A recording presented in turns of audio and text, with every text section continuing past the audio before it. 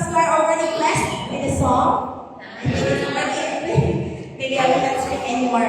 Because everyone of us are blessed with the song. So thank you so much, PCG Men, for that wonderful and inspiring message in song. So tonight, welcome to our 8th day of 10 days of prayer.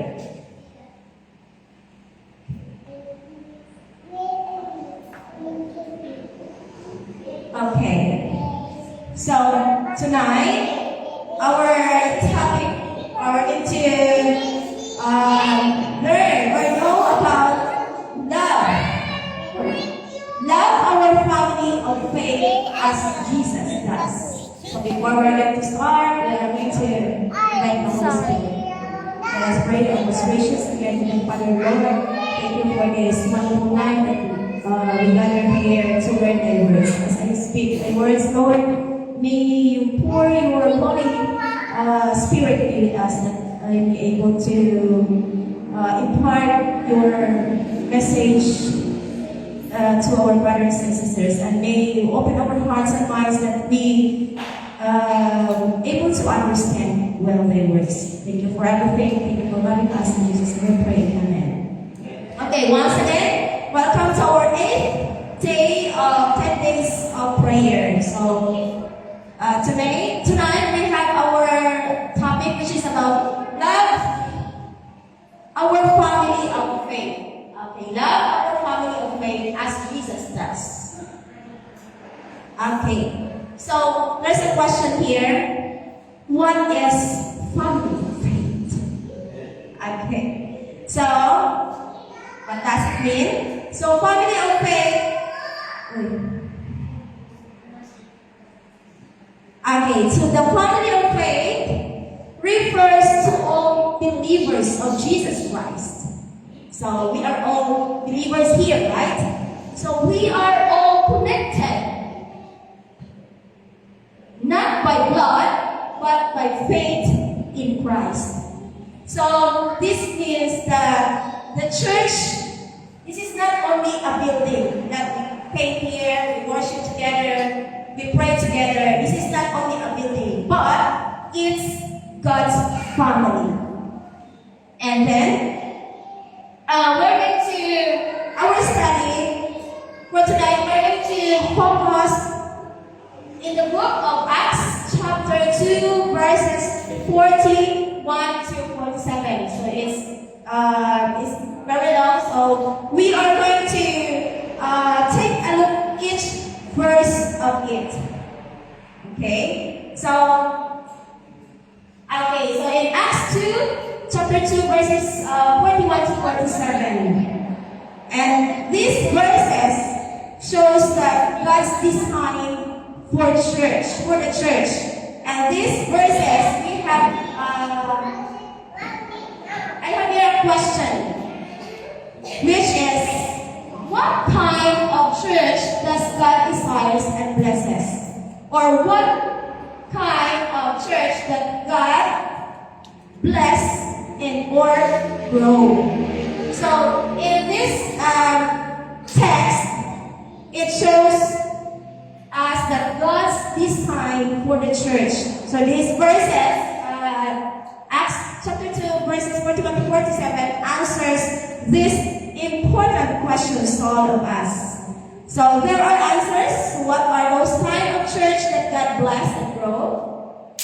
The first answer found in verse 41. It says, those who accepted his message were baptized, and about 3,000 were added to their members that day.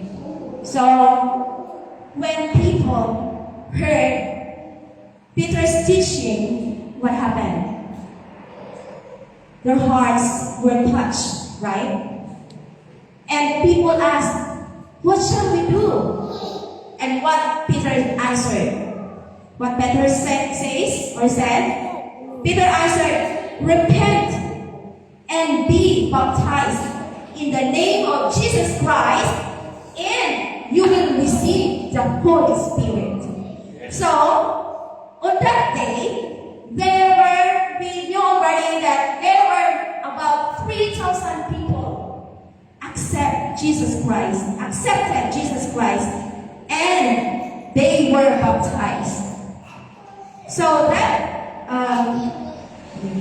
sorry. Okay, so the people happily accepted the message and they believed Jesus Christ. And also, they obeyed the word, but Peter taught them. And during that day, the baptism was a public declaration that they belong to Jesus. And their faith was not hidden anymore. It was visible. Just like, let's say for an instance, we are teaching in our classroom. We are, imagine that a student who listens carefully to us or to you, but never does homework. So how do you feel? So learning does not happen without obedience.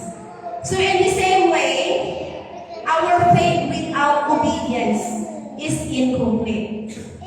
So being a Christian or Christianity, it's not just only that hearing sermons, hearing messages, but true faith responds with obedience.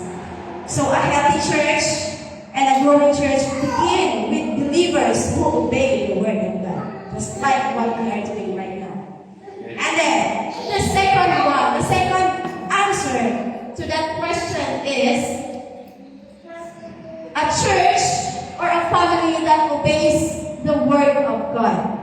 So it is found in verse 42, and it says, they devoted themselves to the apostles, teaching and to fellowship, to the breaking of bread and to the prayer.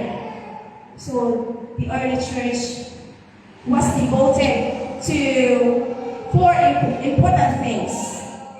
Four things, or we can call it a pillars of the early church. What are those pillars of the early church? The first one, it says, the word of God. So the word of God, the church or the people before, they learned about Jesus, right? They were eager to learn what are the apostles taught about Jesus. So they are very, they are eager, or they really want to learn about Jesus. So just like an example, just like a baby, right? A baby needs milk to grow. And also, we believers, we need God's word to mature. And number 2 is the fellowship. Okay, they love and support one another. They share life together. Not just only church services, but joys and struggles. Just like we are doing now, fellowship. We regularly meet every midweek, Vespers, Sabbath. So we share thoughts together. Not only services, but also joy. Sometimes, right, we have our extracurricular activities. So they had a fellowship, and then just like because of the fellowship, just like we're doing, it's also strengthen our faith. A family grows stronger, just like a family. It grows stronger by spending time together. So that's the church. Also our church, we spend time together. So it strengthens our faith, or strengthens our faith to God. And then the third one there is breaking of bread. So breaking of bread, the early church before, they shared meals and remember Jesus Christ sacrifices. So it's also include the shared meals and remembering Jesus sacrifices. Just like what we did, eating together, we have our potlucks. So eating together, it builds relationship to each one of us and also unity. And then the last one, pillar of the early church is prayer. So prayer is very important to all of us. So the early church, they depend fully everything to God.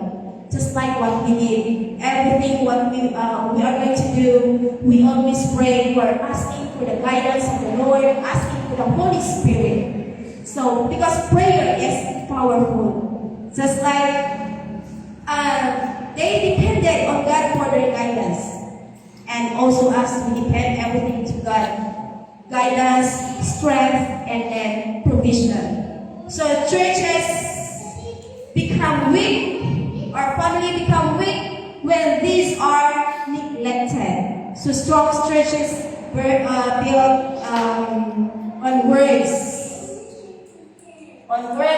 of God, fellowship, and communion.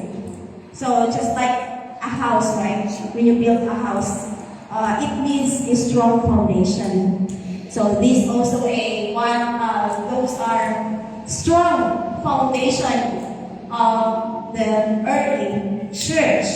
So let us remember that without God, without prayer, without fellowship and remembrance of the church of Christ, so our church, our family will become weak without prayer.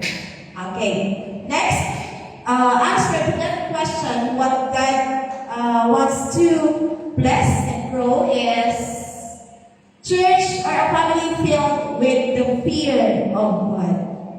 So God worked through miracles, right? And people were filled with respect for Him. So when people see changed lives, healing, forgiveness, and love, they recognize that God is real. So when God is honored, when God's presence is honored, people respond with reverence. So our church must never lose reverence for God, because God's presence brings respect and transformation to each and everyone. And then the fourth one, because I have 6 answers to that questions. The fourth one is a church that practices sacrificial love. It is found in verses 42 to 45. It says, all the believers were together and had everything in common. They sold property and possessions to give to anyone who had need. So, the early church, the early believers, they shared or they stayed close to one another, like one family in faith. So, the believers, they shared voluntarily, just like us, right? Sometimes we offer services voluntarily. So, it was not forced, but it is, what is that? This is what was not forced giving, but it's love-driven generosity. So, the believers, they willingly shared their position to help those in need. So, that's what not forced. It was about love. Just like what we are doing sometimes, we're helping others in need. So they don't force us to help them, but it's because of our love. Yeah. So just like a family caring for one another, we care our family. Like for example, in my family, my daughter will say, "Oh, mommy, I'm hungry." Do you ignore your daughter that she's hungry? I'm hungry. So of course not. You are going to help her or him, you feed them because you love them. Okay. So if a family member, that's like that, so they it has a what you call love. They practice the love. So, the early church treated one another as family. So the church supported each other in practical ways. So, love is more than words. True Christianity meets real needs. Generosity reflects the heart of Christ. Okay, that was number 4. And number 5, answer number 5. A church or family united in joy and worship. So it says in 46, verse 46, every day they continued to meet together in the temple of courts. They broke bread in their homes and ate together with glad and sincere hearts. So they met regularly, worship together, and live joyfully with thankful hearts. Just what I said a while ago, just like us, we meet regularly every week, midweek, whispers, and Sabbath, and other activities that we have. So we can have a joyful and thankful hearts. So just like when people work together in harmony, when we are working in harmony, even in the hardest times or even in the hard times, it becomes joyful. So unity brings joy and strengthens our faith, our church, our family. And in the last one here, a church that God causes us to grow. So it's the last verse. It says, praising God and enjoying the favor of all the people. And the Lord added to their number daily those who were being saved. So it means growth was God's work. It's not only human effort alone. Growth in the early church did not happen because of the human ability alone. It's also because of God. It was God who created. It was God who caused the increase of the people, right? That were those believers that believe, accept Jesus Christ, and receive the Holy Spirit. So it was God's work.